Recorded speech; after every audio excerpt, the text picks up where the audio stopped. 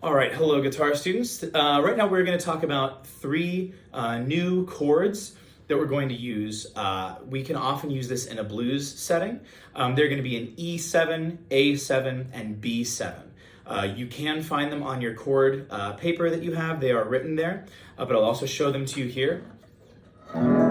So for an E7, what we're going to do is we're going to set here our middle finger on the A string, 2nd fret B, and our pointer finger here on the G string, 1st fret G sharp. This is kind of like if you were grabbing an A minor chord, took off your ring finger, and then moved everything one string down. I don't know if it's easier or harder to think about it that way for you, but it is kind of like that. So we'll play, make sure we get everything out.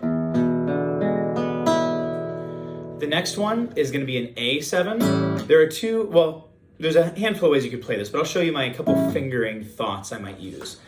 We're going to use an open A string. I'm going to put my middle finger here on D string, 2nd fret E, open G, ring finger on B string, fret 2 C sharp, open E. So I'm playing 0, 2, 0, 2, 0 using my two middle fingers. You could also use your pointer and middle if you wanted. One of the reasons that I like to use these middle fingers, I think it's easier to get from my E7 doing that. Take a look from my E7. You see how my middle finger is already on the right fret, though the wrong string, and my ring finger here can hover. See that? So I can simply jump them both together. And then likewise, look, if I'm going back to an E7, look at my pointer finger. It's very easy to get back there. Now the last chord that we're going to talk about is probably the trickiest one, is the one that's going to take you the most work. It's a B7.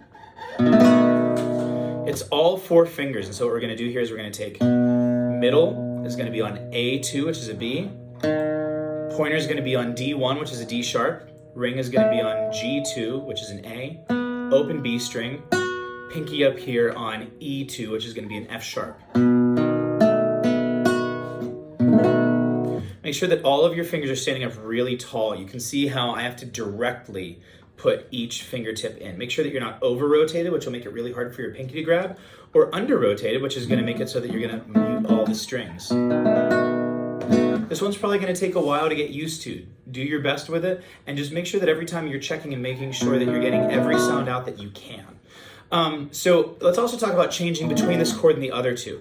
So if I'm going from a between a B7 and an E7, you'll notice hopefully that the middle finger is already in place. So here we go. If I'm going to go there, I want you to look, see how my ring finger and my pinky are hovering over the spots they will go. Middle stays, pointer pivots up one string, and my other two fingers drop into place. And now I've got my B7. I can do the exact reverse of that if I need to go back. So let go of ring and pinky, pivot my pointer finger down one string, and back to E. If I'm going between A7 and B7, it's actually also not that bad. I want you to take a look at the shape of this. So I've got here, look, middle, ring, and my pinky's not on anything, but I can have my whole hand in the B7 shape. This finger here is hovering in between my strings. My pinky is hovering just off, but look, if I move everything down one string, I can grab it all very easily. So yes, I need to not fully engage my pinky and my pointer finger, but they can be hovering in the appropriate place. And then I just have to move everything one string down. As always, we want to do the best job we can of doing the work before we actually need to be there. So that's our instructions for those three new chords. Happy practicing.